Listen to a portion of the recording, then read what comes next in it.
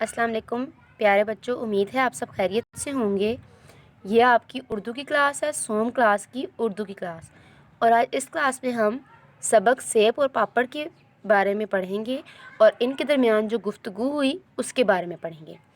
चले प्यारे बच्चों, हम पढ़ना शुरू करते हैं। अरे ये इतना शोर किसने मचाया हुआ है? लगता है किसी की लड़ाई हो रही है। ये तो आपस में कोई बातें कर रहा है। कौन है ये? आइए पढ़िए और जानिए। पापड़ भाई सेब मियाँ, आजकल तो हमारा दौर है। बच्चे हमें शौक से खाते हैं, मज़े ले लेकर, आहा आहा ऐसे। सेब रहने भी दो, अपने मुंह में मिट्ठू मत बनो। तुम्हारे खाने का क्या फ़ायदा? पापड़ फ़ायदा नुकसान तो तुम जानो।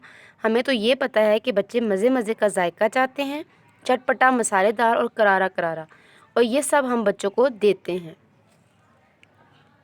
पापड़ आहिस्ता बोलो, कहीं कोई बच्चा सुन न ले और मुझे खाना ना छोड़ दे, बल्कि मैं चलता हूँ।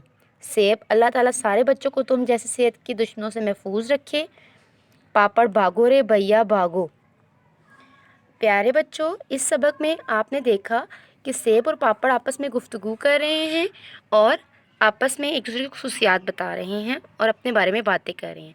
प्यारे बच्चों, आपको पता है कि पापड़ सेहत के लिए नुकसानदेह होते हैं क्योंकि उसमें बहुत से मसाले होते हैं और जो गंदी चीज़ों से बने होते हैं। इसलिए बच्चे आप जब उनको खाओगे पापड़ों को, तो आप बीमार हो जाओगे। लेकिन जो सेब है वो बहुत सेहतमंद और सेहत बख्श जो है वो एक सेहत बख्श फल होता है। आपको पता है उसमें बहुत सी चीज़ें होती हैं जो इंसान को सेहतमंद बनाती हैं। इसलिए प्यारे बच्चों, आपको चाहिए कि आप सेब खाएं और अपनी सेहत बनाएं, और इससे आप बीमारियों से भी बच सकते हैं और सेहतमंद रह सकते हैं। और रोज़ाना आपको चाहिए कि आप एक सेब खा लें, और इससे आप बीमार भी नहीं होंगे और सेहतमंद भी रहेंगे।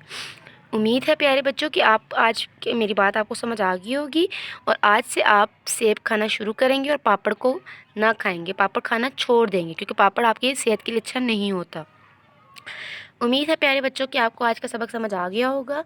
इंशाल्लाह नेक्स्ट क्लास में आपसे फिर मुलाकात होगी। तब तक के लिए अल्लाह हाफिज़।